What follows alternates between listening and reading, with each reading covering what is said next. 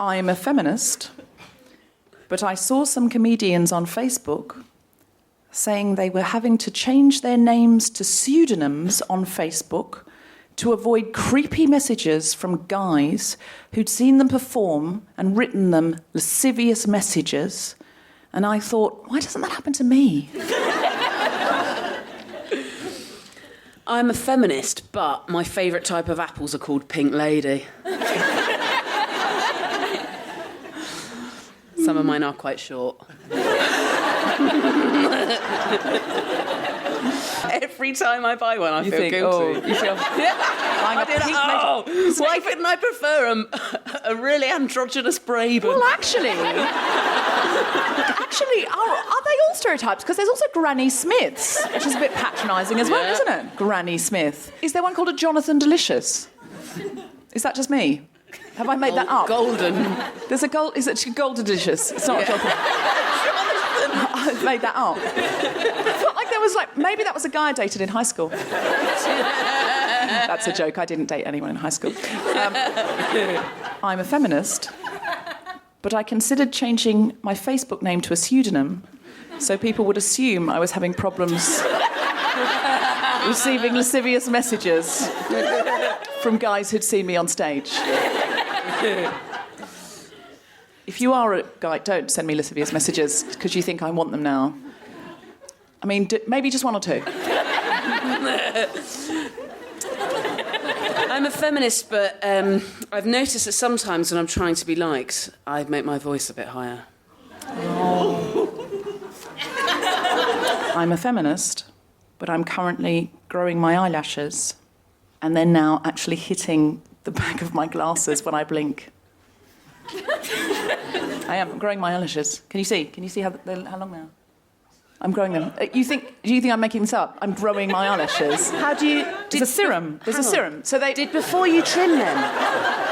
No. Do you trim them? No. I had regular size eyelashes before, and then my sister in New Zealand gave me this potion. What the fuck? Called Flash... No, it's true.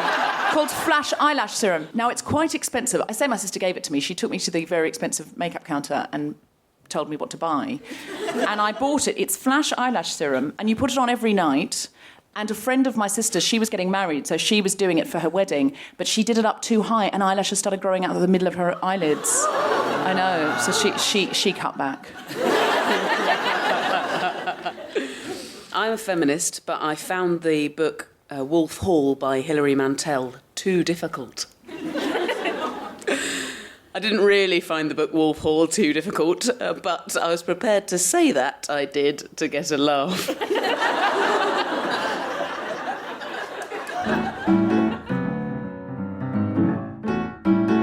Live from King's Place in London, Spontaneity Shop presents The Guilty Feminist with Deborah Frances-White and Jessica Fostekew. And tonight's special guests, Zoe Lyons, talking about stereotypes.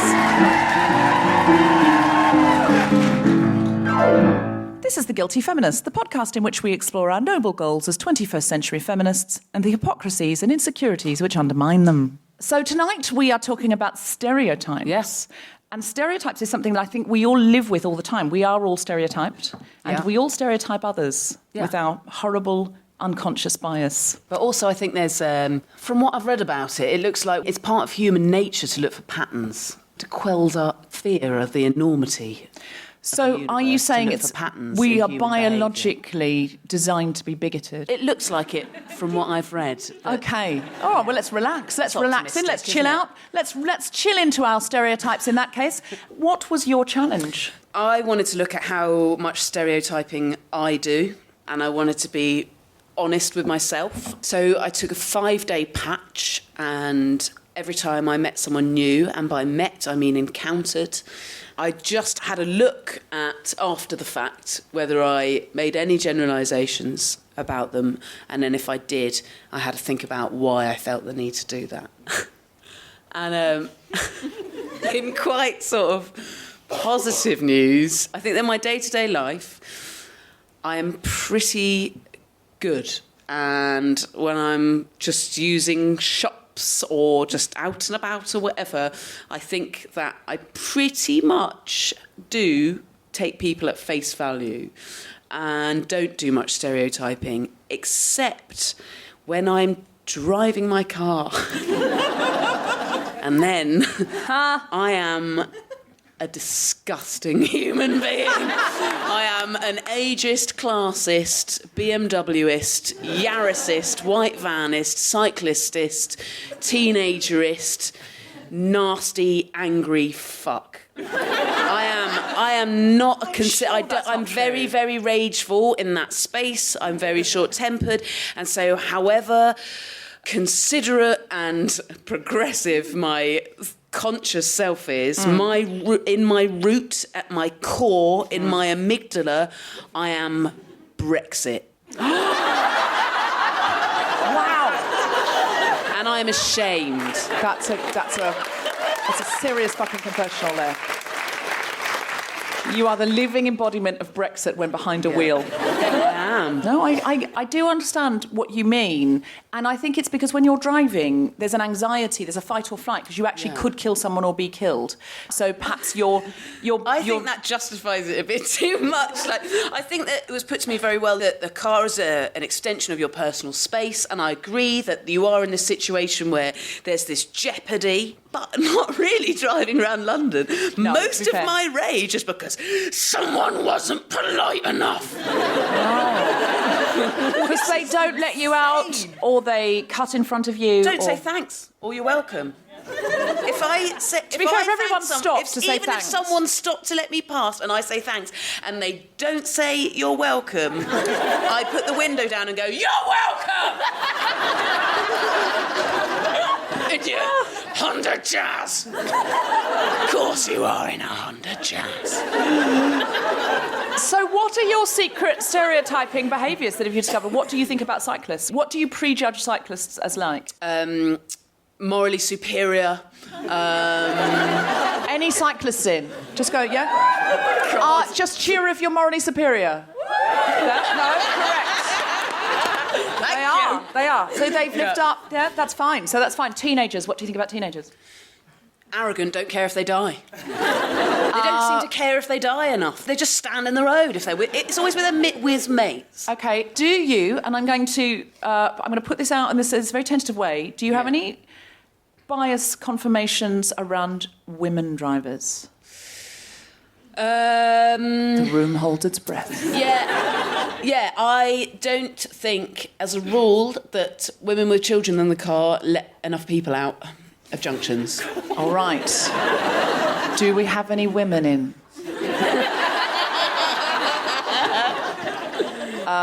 Any women with children? Just cheer. Okay. Are you less likely to let somebody else out because you think, fuck it, I've got a baby on board? Yes. Yeah. I think all of your prejudices are actually accurate facts. Oh, really? Yeah, I think they're accurate facts. Successful stereotype. Yeah, absolutely. Oh. So,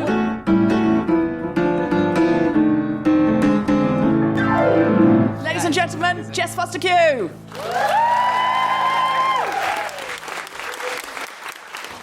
Hello. So, in quite a sort of desperate last-ditch attempt to keep the art of handwriting alive, because it's on the way out, isn't it? It's got to be. I try too hard, and I do it regularly. I regularly write cards and letters, and I probably go a bit overboard, if I'm honest, when I'm doing that. It was recently a friend's 30th, and I wrote in her card. And when I say go for it, I mean I really go for it.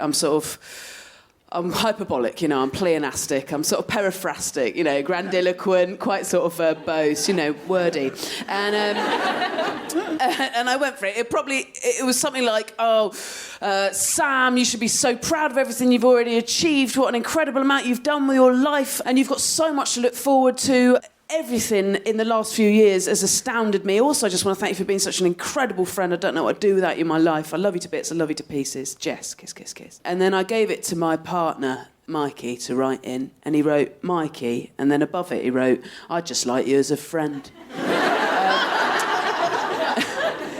Well, I love that story because it's funny, but I hate telling it as a stand-up because what it does is something that is so boring now in stand-up. It just reinforces gender stereotypes. Again, doesn't it? It just gives you an example of, like, yet another situation where the woman is really, like, expressive and effusive and the man is, like, an emotional lobotomy. And that's not fair. Apart from in card writing, Mikey and I would say, conform to many of our gender stereotypes at all in our relationship. I like drinking pints. He likes small, sweet, fruity drinks. He likes shopping. I take the bins out. He regularly bollocks me because I don't listen enough. I think that's what he said. When we fight, he is the one that stays really sort of calm and then eventually gets a little bit passive-aggressive but carefully stores up everything I'm saying in an internal file of facts to use with precision accuracy in future arguments.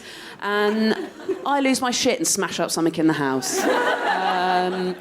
I'm the one that likes going out, beveraging heavily until 2, 3 in the morning. He's genuinely at home now, putting the baby to bed. And then I'm probably having a bath and watching a box set. The best example, I think, is probably our jobs. Well, he's got quite a sort of low-paid, low-visibility administrative job because his dad never really made him feel like he was proud of him. Don't make that noise at me, do it at his dad. And I've got this traditionally very sort of alpha, extroverted job because my dad told me he wasn't proud of me. And just quickly, when I've been thinking about stereotypes, I've been thinking about ones, perhaps negative ones, which I maybe am or have become recently, and yummy mummy is one that comes to mind. And it's fascinating to look into. I don't really know if I am one. I've done a bit of research. According to the dictionary, and yes, it is in it, it is any attractive, young, wealthy mother. And I am not wealthy, haters. No, I am. I must be because I can afford my rent in London just. So I suppose that technically I am. But it's just fascinated me, the dichotomy. The bottom half of the internet and the media hate these yummy mummies. They really vilify them. And are they perhaps just assertive women in a sense? On one hand, I think I probably am one, and then on others, I think I'm not. I don't drive a 4x4, but I have called my son Rudyard. I've sent my kid to a nursery, just the cheapest one we could find, where the staff there genuinely didn't know that there was sugar in jam. But I do buy organic milk. I'm fundamentally against private education. I'd say that I'm a considerate pavement user. All I really want for my kid is that he grows up to be fair and kind and healthy. But on the other hand, I do just casually in conversation sometimes use the terms tummy time. I know. I am continuing to breastfeed my kid after the age of 1, and I will do that when and where we want to. Oh, thanks, you 3. Thanks, you 3. There's only 3 in. Yeah. So, OK, if I think about it, probably I should identify as a yummy mummy, but I refuse to because I don't like the term. I don't like, unless the term has an origin in some new fantastic scientific fact that has found out that previously to having a baby that women taste of paracetamol, and then when they have one, they suddenly taste of hummus or chocolate. That would be the only way or origin of this term that would be acceptable to me. Other than that, no, I don't like the term yummy mummy. I'm not ready to self-identify as that. I just think it's yet another label for women that manages to somehow be both sexualised and infantilising us at once. Instead, I prefer to self-identify as a half posh, half scum, idealistic co-parent.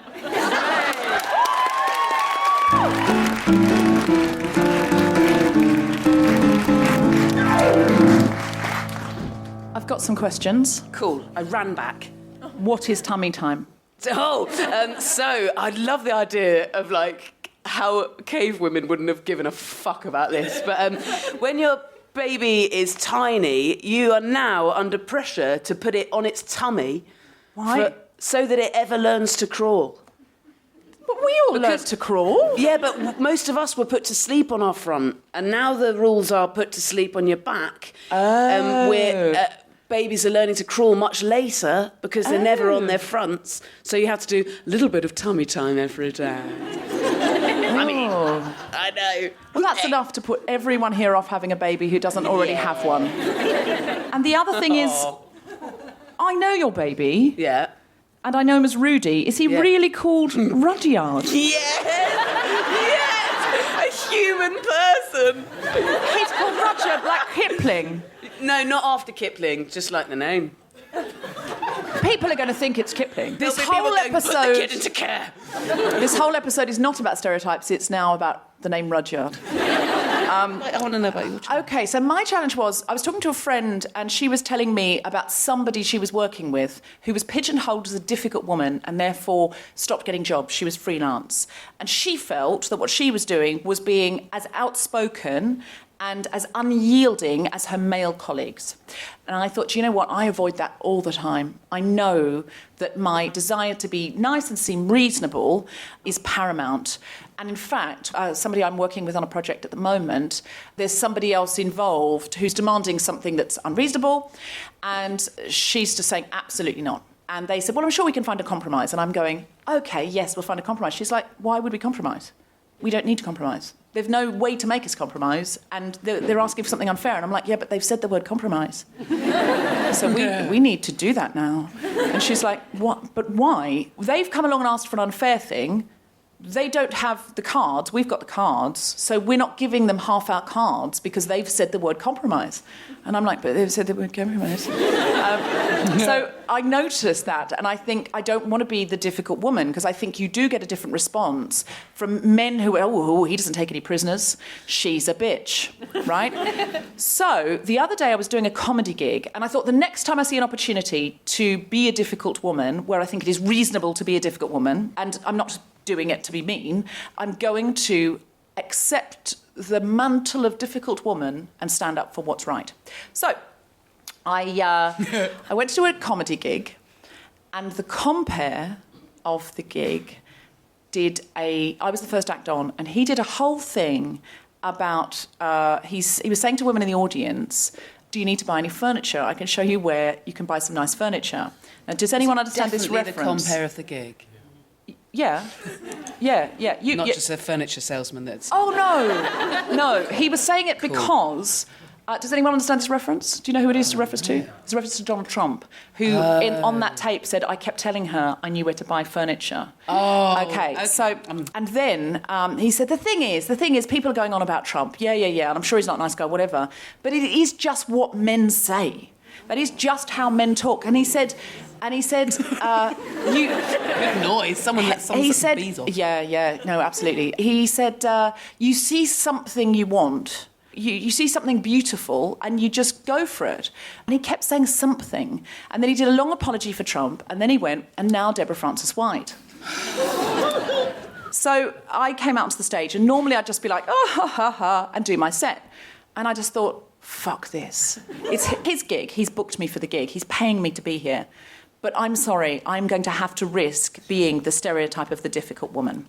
So I just came out and I went, it's always interesting, isn't it, when the compere refers to a woman as something and then says, and now Deborah Frances-White. Like he's introducing a standard lamp.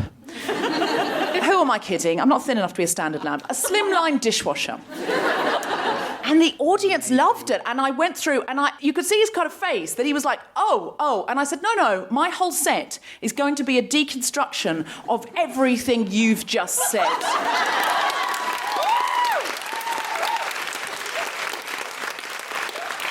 And basically, I relentlessly ad-libbed a takedown of every point he'd made for 20 minutes and then said, thank you very much, and left. And the audience really went for it. And a few of them came up to me in the interval and were like, I've never heard anyone take him on before. I've come into this club for years. And he has all of these comedians on and blah, blah, blah, really good comedians. Well, the thing is, I shouldn't really do his gigs, but they are very local to me. They're all in walking distance, though, Jez. And you understand that. If I was going to never work for a sexist... brilliant... Yeah, if you were never going to work for a sexist comedy promoter...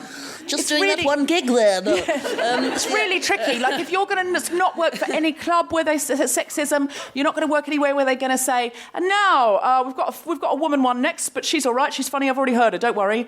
That is just a normal introduction to a female comedian, isn't it? And even the fact female comedian. All the single ladies, oh, my milkshake bring to the birthday. If they bring you on to, like, and it's a woman song. Yeah, absolutely.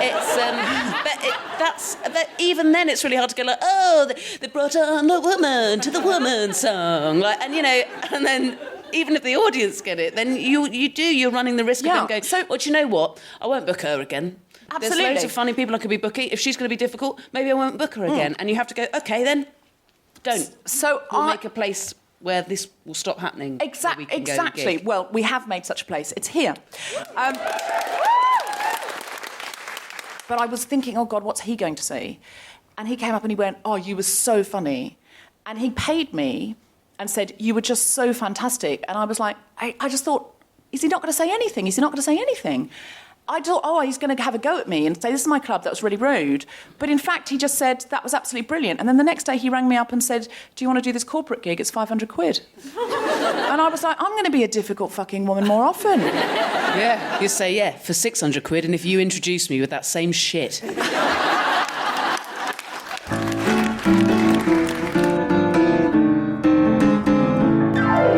Please, welcome to the stage, Deborah Frances-White!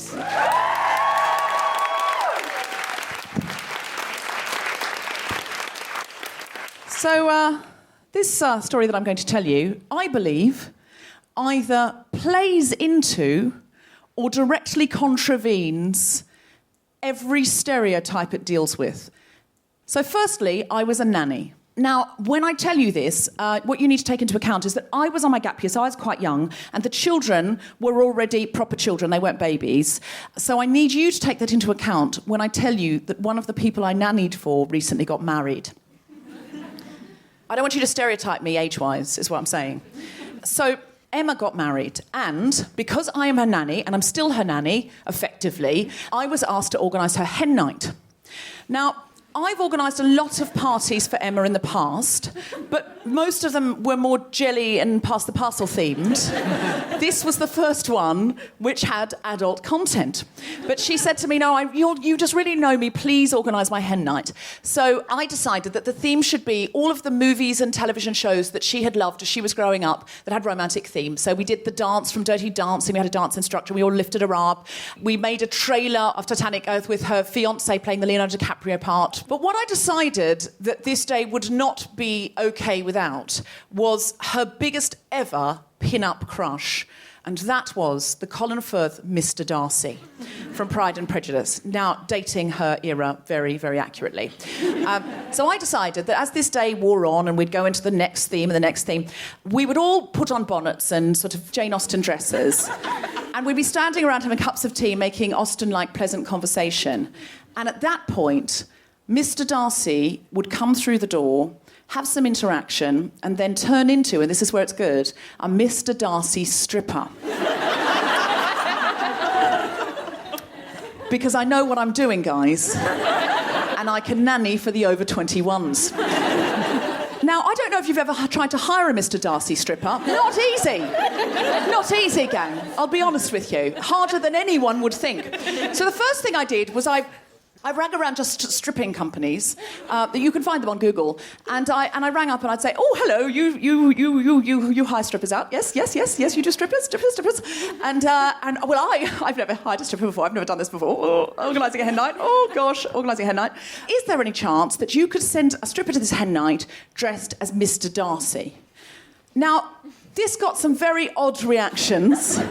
Well, we've got a Kevin.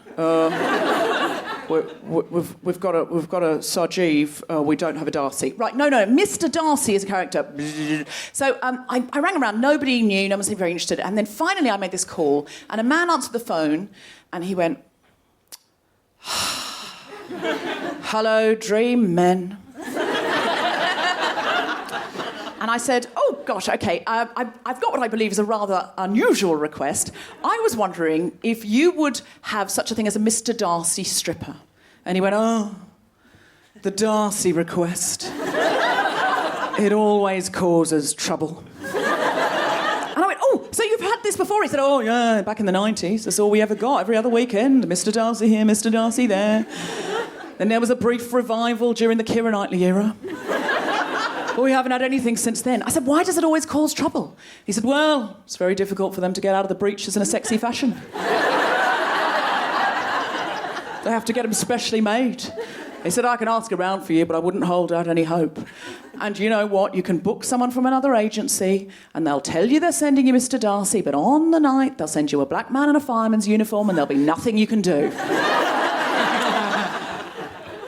And I didn't really think it was the time to get into a long conversation about racially blind casting and the importance of intersectionality in all forms of performance art, including stripping. Anyway, so I said, thank you very much. And I thought, right, this has to happen. This has to happen. How am I going to make it happen? And I remembered that I knew a young man who lived up north who'd been a performer when he was younger but had a regular job.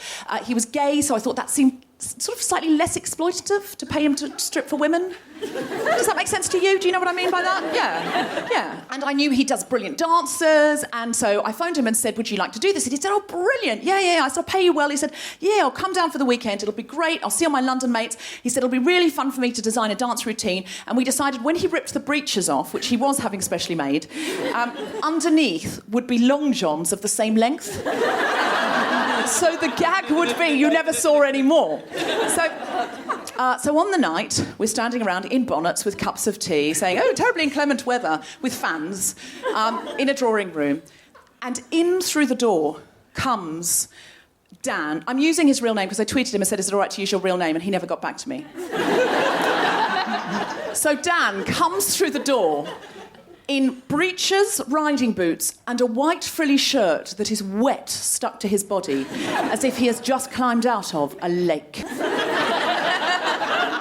He is handsome, and he has black, floppy curls coming down his forehead.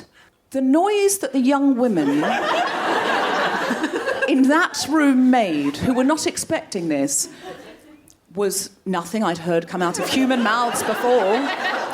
One young woman next to me actually went, it's happened.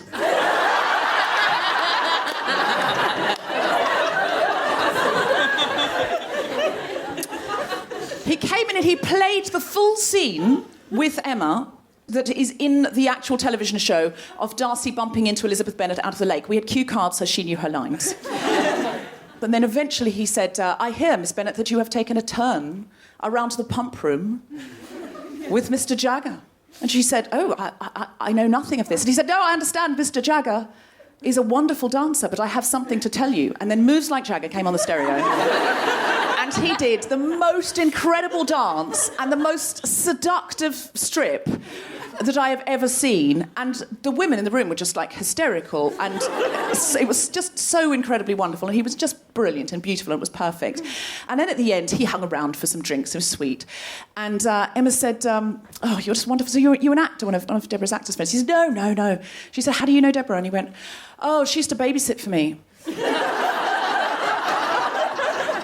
And I was like, oh, fuck. I think I've just hired one person I used to nanny for to strip for another person I used to nanny for. I can never nanny again. I do not conform to that stereotype anymore. Thank you.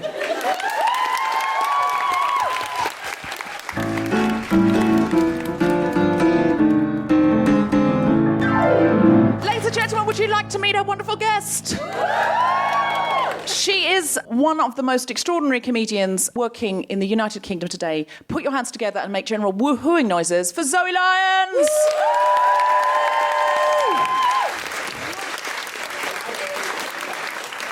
Do you have any stereotypes that you feel are invested upon you, Zoe? Well, I think when I first started out doing stand-up, which was, 14 years ago, about 14 years, I was always referred to as Zoe Lyons, the lesbian comedian. That was what people... That's how, you know, you were like... At parties? People would just, go, yeah. Lyons, lesbian comedian. Lesbian comedian, yeah. My mum, this is Zoe Lyons, she's... lesbian comedian, and my daughter. Yes, I remember doing something on the radio once, and the presenter kept referring to me as we're joined today by Zoe Lyons, who's the lesbian comedian. I was like, I'm pretty sure there's more than one of us. And That's amazing. And it was odd for me because, I'm gay. It would be weird if I wasn't gay. That would be so... Sorry, I'm not a lesbian. I don't know where you've got that from. I've just got short hair. It's not, so you've misunderstood. But I didn't really talk about it a lot on stage. So it wasn't like I was just coming out and going, yay, lesbian, you know. So, yeah, and then, of course, then once people got over that, then you'll always be Zoe Lyons, the female comedian. That's the next thing. We're all sort of called the female comedian, you know. From the genre comedy. Yeah, like we all live together somewhere on a farm in Buckinghamshire, just wearing floral print and skipping about. And the idea as well, the idea that female comedians would be less competitive with each other, that insults me. You know, it's great to be supportive and to talk to each other, but let's not forget we're in it to win it as well in life. Do you know what I mean? And that idea that, you know, oh no, they're all just sisterly and they just hold hands and skip. No. I will take you down, bitch. Having said that, I have a comedy panel show podcast that's called Global Pillage. There's 4 listeners in. And it came out of a Guilty Feminist challenge. And I find, because my one rule is I never book more men than women. I try and book a man for diversity, but it doesn't always work out. No. And I do find it is a different atmosphere from doing panel shows where you're the one token woman. Yes. Do you think there is something to be said for the nature of female humans being less competitive and more collaborative at some points? Or do you think no? Yeah, I mean, my experience of this is I do Mock the Week reasonably sort of frequently. They have never, ever booked more than one woman per show. There's only been ever openly quite angry about having to have. There's only ever one woman on the show. I think they'd go into complete meltdown if they were. They'd be like, it will work. Oh my god! You know, they are terrified about putting 2 women on a show. And anything I have done, I have no idea. We'll run away shopping. We just won't turn up.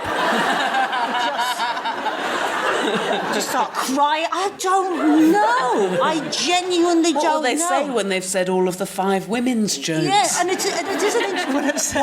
What if one of the rounds isn't about periods or vaginas? I know. Do you imagine? And there's a friend told me this, who was also a regular on it, that since having to have a woman on Mock the Week every episode, it's been pointed out to them that it's pretty obvious that they also always have to sit in the same chair. Oh, no, you don't get the different chair. You can't sit in a different chair. You've got to have the woman's chair. No. There's a lady's chair. A chair for her. You get the girl's seat. You get the girl's seat, and they always give me a little booster cushion as well. Yes. Is it a pink seat? I always turn up and go, it's a matter of... give me the bloody cushion again. And I'm often with Josh Widdicombe, and I'm an inch taller than him. Andy Parsons. And he doesn't get the booster seat. It's like a lady booster seat. Wow. It's like, So you're absolutely right. That show is quite a challenge to do, and it is quite difficult. And, you know, but I've always sort of had that mentality of, come on, Zoe, come on, get in there. And then when you do think about that, you think, God, you really are having to go that extra. You're doing that extra little 10, 20% every time because you're not really in the gang, you know. Yeah. And if there's a particular group of comedians who are on together, who are, you know, younger guys who know each other more, you know what it's like. Yeah. It's about, you get your best work when you're comfortable. Yeah. You know, when you're comfortable and you're confident, you can create the best stuff. And sometimes you're in those positions and it is slightly uncomfortable because you are the odd one out on your booster seat. Well, and I think that piece, which is the odd one out, is what's forgotten. So you're included. You're diverse. You're a woman. You're gay. You're invited on Mock the Week. Yeah. You're diverse and you're included. Yeah. But that is not the same as being made to feel like you belong. Part of the gang. Yeah. And I have to say, and in the defence, you know, sometimes you do feel like you are, and there are other occasions where you're like, And that's the same, I'd say, at gigs where there's a mixed bill. Yes. There are times where you go into certain rooms and you're like, oh, you know. I think you just become so used to being the only woman on a bill. You become so, because that's the way most comedy clubs work. You know, it is changing, but we always remark upon it. When we turn up, we go, two birds on a bill? What's going on? What's going on? You know, it is so... I run a gig in Brighton, and I very frequently there'll be 4 women on the bill. And and it's so nice. Gig. It's so lovely. And the green room atmosphere is lovely. Do you ever have assumptions about what you're going to talk about? Because Jen Brister, she said to me once, she found it a bit tiring that her audience would always expect her to talk about lesbians. And she found that a bit exhausting at times, because she said, I want to talk about other things, but my audience often are lesbians who've come out to talk about the lesbian experience. Yes. Does that, do you ever feel that limited? does occur, but no, I never, no, because it would be me that would put in the limits on. If they turn up and they feel they haven't had total lesbian value, then... If I have, for example, for the best of expression, not ticks all the boxes,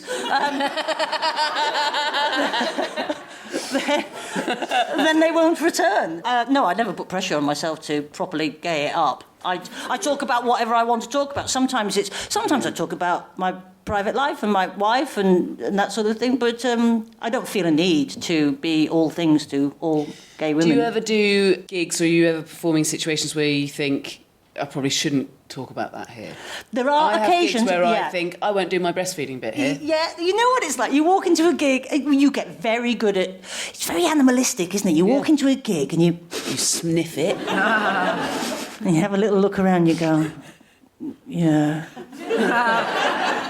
Oh, I won't do the gay stuff tonight. I'll just leave it. And I have backed out of doing material, you know. Well, because it's a survival instinct. It's a survival instinct, isn't it? And then, you know, I've got better at being bolder.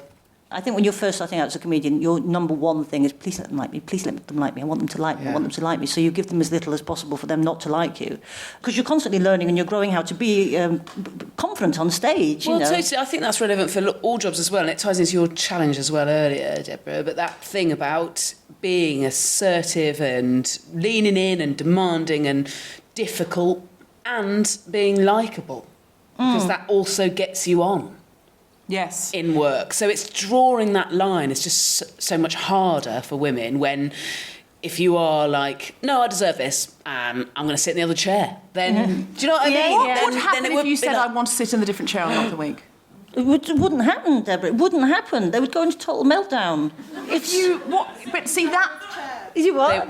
Sit in Dara's chair. Well, that's too far, madam. Too far. Sit in Dara's chair. Can I ask you quickly about stereotypes of feminists? Because before we were talking and you said you're amazed that some people don't know what feminism is. People have very strong stereotypical views in their heads of what a feminist is, you know. It's still, you know, you're angry about something, you don't take care of your appearance, you know, all of those stereotypes. But I heard the most incredible thing as part of the Donald Trump campaign. I know there's been a lot of incredible things said. Every day. Unimplausible. This is the problem for comedians. It's harder and harder to say something funny about the man because he just keeps saying it himself. So, but they were interviewing women in the States and asking them why they were voting for Trump, which is a big question, you know. And this was pre-Pussygate, which I think is now known as. And I was just astounded by what one of the women said to the reporter. She said, "I'm voting for Donald Trump because he's not a feminist, and I'm not a feminist, and I think that'll stand us in good stead when he's dealing with other countries that hate women." You couldn't make that up, could you? I literally spat my tea out across the room. I was like, how could you dislike yourself? I mean, it's as if she thinks that feminist means sexist. I don't think she's thought it through. No. I can't work out a way. She clearly thinks in her head that a feminist is an angry woman who, you know, hates women, who hates men. To bring... That's probably, I'd say, one of the most damaging stereotypes about feminists is that they hate men. Yeah. Yes. Yeah. And whereas really we only hate men part of the time. There was a man I didn't feel fondly of on the internet today that I saw someone sharing a tweet that somebody had said it was about the campaign to try and make tampons free for women, and a man had said, if women can't control their bladders, the state shouldn't have to pay. I don't ask the state to buy me a nappy, so they shouldn't get a free tampon. They should make sure they're close to a loo. He has fundamentally misunderstood the use of a tampon. He honestly thinks women are pissing themselves And we need special, weak-bladdered, never mind a booster. Maybe that's what the booster stool is for. Yeah, Maybe they think you're going to... Imagine if you only... so it's probably absorbent. to It's highly catch. absorbent. It's probably just a free tampon. that's what they No one... Slash wonder what he cushion. thinks we're doing with all our leisure time if we only need to piss for approximately quarter of our month.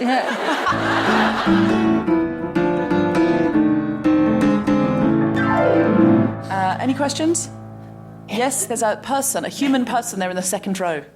Hi, I work in quite a male-dominated industry, and the part that you said about feeling belonging, we try to attract women into the industry, but do you think it would be better if we just kind of said it's open to everyone and didn't kind of label them as women in the industry? It's so tricky. What do you do for a living? Can you say what you do for a living? Construction. You work in construction? Yeah, OK. So it is traditionally, historically, a very male-dominated... But I have met more and more young women doing engineering and civil engineering, etc., and gigs and stuff. And because I get this with comedy, people saying, "Oh, there's so few women in comedy," but then you go, no, we know There's there's loads. But also, it doesn't suit a lot of women's lifestyle as well. There's a lifestyle element to it that you go, "This is really not glamorous, is it? Just eating a gangster's pasty at 3 a.m, driving down the M5, weeping into your own foam cushion because you've wet yourself." I think that's a lot of people's lives. Yeah, a lot of There's a lot yeah. of people that hate ginsters and cushions. Because You've got to choose them carefully. Yeah. There are different models, and I think that's just find your own model. If that doesn't suit you as a person, find your own model. With construction, I think you've got such a gender image issue that you absolutely need to reach out to women. Advertising directly and saying you are wanted and you will belong, we'll find a way to help you belong is very important. And if you just say people, they're going to assume men. Because you very rarely see a woman up scaffold, do you? I mean, really, I can't remember the last time I saw a female builder up scaffold. So it's that visibility, and it's people want to go. Women who want to get into construction, they see other people doing it, and then it's sort of that domino effect of being visible, being out there doing it. And then it will get to the point where there are enough visible out there doing it that every time a woman in construction is interviewed and is asked, "What's it like to be a woman in construction?" you can go, "Oh, can you ask me something else?" But until that point, I'd agree. I think you've got to be... Reach out to them. I sometimes do comedy club for kids. But there are times when I'm like, I'm too busy, I'm too tired, I can't do it. And Isabel, who books the gig, will say, "Oh, just I don't have any women on the bill, and I don't want little girls to come and watch and think, oh, to be a comedian, you've got to be a boy." And then I go, all right, I'll do it. Because I can't not at that point, because I need to be the visibility. I need a little girl to come along and watch that show and go, oh, so I could be a comedian then. And so, absolutely, and if you're in a very male-dominated industry, you need to advertise specifically to women to say you will be included and we'll find a way for you to belong, and it won't be easy, because I imagine on building sites, women do get a certain amount of, I don't know, I've just walked past some, and that hasn't worked out well. What do you do within construction? I'm fascinated. I'm a manager. You're a manager, yeah, because it's such a brilliant, it's a fascinating industry, and it's, if you live in London, it is all around you. If you're looking for job security, it is a fascinating industry, and it's Sounds scientific. like you want to apply for the job, Zoe. Yeah, but it's interesting. No, but it is. I'd not really thought about it until, I live in South East London, and probably everyone that owns their first floor flat is having it extended up. I'm having it done at the moment, and I've got no women on my building site, and I've just really realised that now. Yeah, but my it's a thing, but I'm building not sure site I've is so ever undiverse. seen one, I mean. Oh, God. I do try and use female DIY people down in Brighton where I live. I've got a lady plumber, lady carpenter, lady decorator. Can I just say, you sound like my mum when you Yes, say I've they're got a lady decorator. I've got a lady who comes You in and can't say sees the lady, she's radiators. just a decorator. She's a gender-neutral decorating But they human. advertise themselves as that because they have to. Yeah. Because they have to go, female. And also because they know that people will go, oh, yes, OK. Yes, so it's a selling point for them. They use it as a selling point. Well, sometimes it's an issue of safety. If a woman lives alone or there's someone vulnerable, they think I'd rather have a woman coming into my house. My friend Hannah Gadsby, also a lesbian comedian, says she describes them. She's Australian. She says, "Oh yeah, lady tradie. You've got a lady tradie coming. That's lovely. It's so lovely, lady tradie. I use it for lady tradies. I love that, and I Great. love it. And I always want to say it in an Australian accent too, because it's lovely, lady tradie.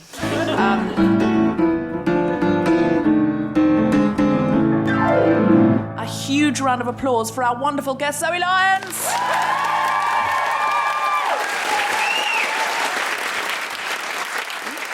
Zoe, where can we hear you, follow you? You can follow me on Twitter if you like, that sort of thing. We'd love to follow you on Twitter. I'm at Zoe Lyons, and any gigs I'm doing are all on my website, which is www.zoelyons.co.uk. Lovely. And Jessica, do you have any gigs you would like us to come to or things you'd like us to follow? I'd like you to follow my Twitter, at Jessica Fostekew, F-O-S-T-E-K-W. Lovely. I am Deborah Frances-White, and I would very much like you to follow me at Deborah FW. Please, give it up one more time for Zoe Lyons. Please follow The Guilty Feminist on Twitter at GuiltFemPod. Check out our Instagram, instagram.com/The Guilty Feminist. Join our Facebook group, sign up to our mailing list to get notified as soon as a new episode is released. And please go to our iTunes and rate and review and give us the maximum amount of stars. That's 5. Or as many stars as you think it deserves. Or 5 whole stars. And subscribe, and that helps other people find the podcast. You have been listening to The Guilty Feminist with me, Deborah Frances-White, guest host Jessica Fostekew, and our special guest, Zoe Lyons. Recording engineer was Chris Sharp. Music was by Mark Hodge. Producer was Tom Salinsky for The Spontaneity Shop. Thanks to Zoe Meta and everyone at King's Place, as well as all of you for listening. For more information about this and other episodes, visit guiltyfeminist.com. We are sold out tonight, but we've got some empty seats, so there might be some people that sort of creep in and come in. So I'm just letting you know that, because we've got more empty seats than we should have. But it might just be that it's raining and people have gone, I'm not that good a feminist. I can only assume. Yeah. Hello, Guilty Feminists. Thank you so much for listening. Thank you for writing in. Thank you for all your support over the last year. Now, many of you have expressed a desire to get involved, to make some of these challenges real and alive, especially along the lines of career development, not apologising, stepping into the space. So we have some workshops. Now, these are just the start. We're just testing the waters here in London, and then hopefully we'll be able to bring them around the country and even wider internationally. The first 2 will be on the 22nd and 23rd of April. Jessica Regan, who's an actor who was in the Gender Blind Henry V, and I are going to do a workshop on big speeches, male speeches from Shakespeare, speeches from history, taking the space and owning it. You can book for those workshops on guiltyfeminist.com. The price will be £50 for a day workshop, but there will be £10 places for those who cannot afford the £50. And please chip in a little bit more for another feminist to join the workshop if you can afford more. We want these to be accessible to everyone and intersectional. We also have more of a corporate leadership day. Many of you know that I go into the corporate world and work with women on taking up the space. So there's going to be a very big leadership event with me speaking and other brilliant people that you can work with. A special Guilty Feminist episode on negotiations with Suzanne Williams, who is well known for negotiating with people who have hostages for the government and for other organisations. And that is going to be an incredible special leadership day. Hopefully you can get your company to sponsor you to come on that if you are in the corporate world. That day will be £195, but again, there'll be £10 places. Please chip in more if you can, or pay if you can. If you can't, please write in and you can go on our list for a £10 place. Details of all these things are on guiltyfeminist.com.